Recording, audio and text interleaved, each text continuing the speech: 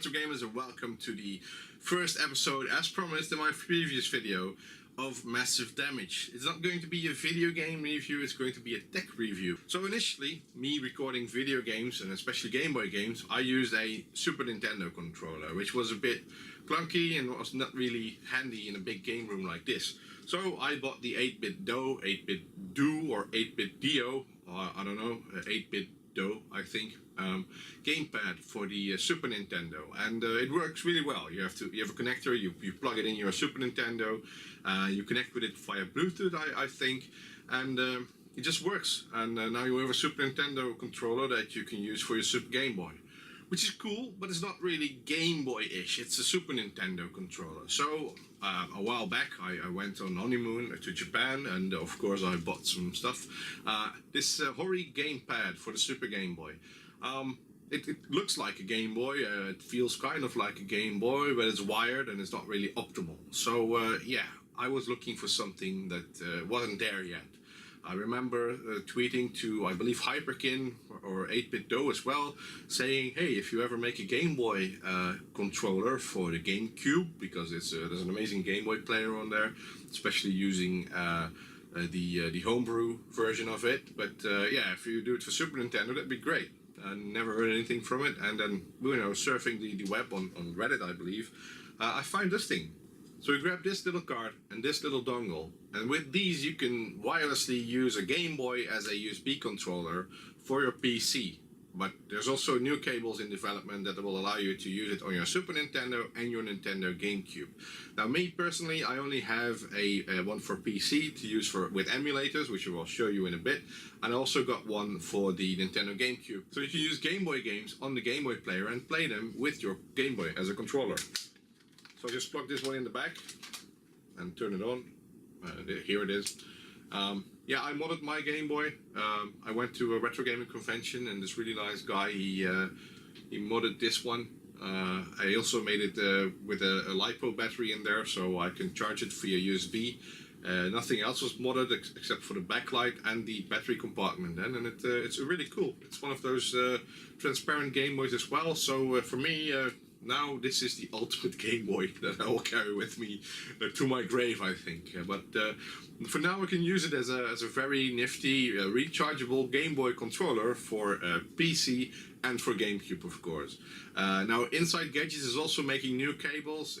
It looks like it's a one-man or woman kind of job working on these things. To me, they are quite cheap. I was surprised by the amount of money these things cost. They're like, I think the receiver is only a few dollars above 10, and the card itself is also something around that. So maybe with shipping for $40 you're done. That's pretty decent for using this as a controller for your. Well, if you're a Game Boy nerd like me, it's a really good thing to use. So I recorded some footage of me playing Super Mario Land, so you can see how it works. And it's just an emulator, it's RetroArch, using a shader that makes it look like a real Game Boy, which I might be using to record Massive Damage episodes. I'm not sure how big the response time is of the controller, so maybe Inside Gadgets is able to provide information on that. But for me, it looks quite playable. And it might just be my Game Boy being crappy that the start button isn't working correctly, but at least for doing the most common stuff like jumping, running and all that kind of stuff, it works pretty well. As you can see, the setup is quite easy. Plug in the dongle, it will recognize the dongle as a human interface device, and you can plug the cartridge into your Game Boy and turn the Game Boy on. That's basically all you need to do. So if you want more information, go to InsideGadgets.com and maybe mention my channel as a referral. I don't know how that works, but yeah, feel free to take a look at it. It's a wonderful shop. It's a wonderful project. It's really cheap when it comes to Game Boy peripherals that are off-brand and custom made. But yeah, as you can see, the quality is great for something handmade, and I'm really happy to see this work out of the box. So there you have it, the wireless Game Boy controller package from Inside Gadgets. Please check out the shop. I did not get any money or review material from them.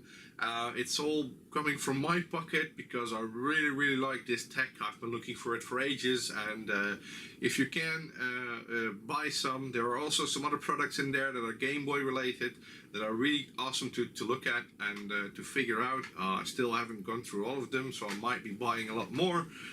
Inside Gadgets, if you're watching this, then thank you for making these awesome products. If you want a review deal for this channel, which is just starting out again with an updated version of myself and the channel itself, then please contact me on Twitter or via email, or reply on this topic, and we'll work something out, because I'm really looking forward to the possibilities here. So this was it for the first episode of 2019 Massive Damage wise. I thank you for watching. If you like my channel, please subscribe. If you want to keep up to date of the notifications, click the notification bell, and if you want any more information about this stuff, then feel free to visit the website in the description below or leave a comment. I thank you all for watching, and as always, 2 thumbs up and keep on gaming. Goodbye and have a nice day. So if you like Game Boy games as much as I do, feel free to check out the other videos on my channel, which are quite fun if I say so myself. Otherwise, you can follow me on Twitter and maybe have a chat about whatever nerdy stuff is happening that day. As always, see you next time on a new Massive Damage episode.